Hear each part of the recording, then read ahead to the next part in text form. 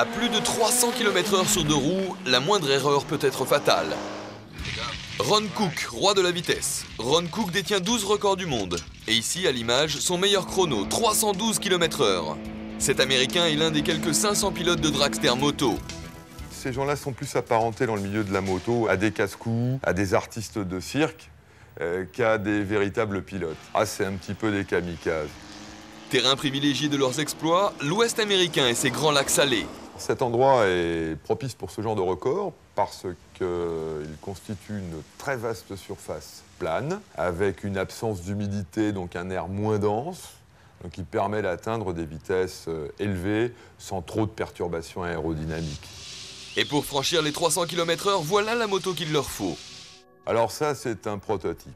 Tous les poids sont situés vers l'avant, la machine est très basse, très compacte, il y a une grosse roue à l'arrière, il y a une petite roue à l'avant. Tout a été modifié de manière à permettre à la machine d'atteindre la plus haute vitesse possible. Pas de carénage, pas de protection aérodynamique. À ces vitesses-là, il est évident que le moindre geste peut créer une turbulence et vous envoyer par terre.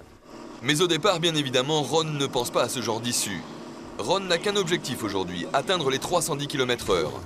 Devant une foule importante, il entame sa course dans les meilleures conditions. En moins de 4 secondes, il est déjà à 120 km/h. Puis, très rapidement, à 280 km/h. 280, c'est très précisément à cette vitesse que l'accident se produit.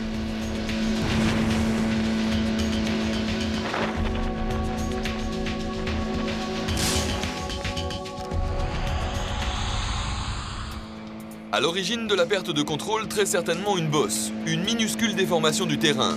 Mais les conséquences, elles, sont inéluctables. La machine va commencer à guidonner, justement parce que le pilote est un peu droit, donc prise au vent, il va s'accrocher au guidon. Elle part en guidonnage, il décélère et ça amplifie le guidonnage et là, il est obligé de s'éjecter de la moto. Mais avant de se libérer de sa moto, Ron est traîné au sol à près de 300 km/h.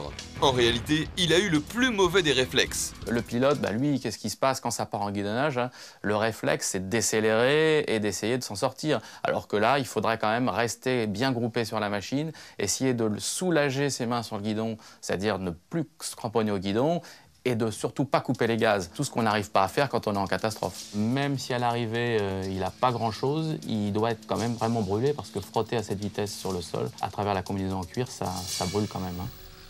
Et cependant, Ron terminera sa folle glissade sans dommage.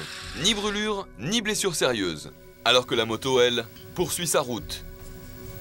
La machine continue à garder son équilibre par l'effet gyroscopique des roues. Et à un moment donné, quand elle va tomber sur le côté, quand il n'y aura plus de vitesse. Ron n'est pas du genre douillet. Aussi, loin de lui l'idée d'arrêter.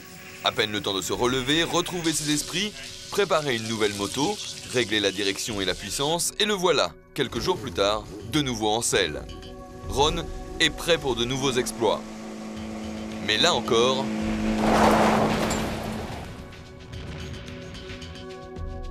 Je pense pas qu'il ait l'air d'avoir changé quoi que ce soit sur sa moto. Il n'y a pas de raison que ça recommence pas, hein, sauf que là, il reste dessus. Et là, le guidonnage est beaucoup plus violent. Il est éjecté et la machine part en tonneau. C'est une pelle terrible parce que, vous voyez, regardez, la moto est complètement désintégrée.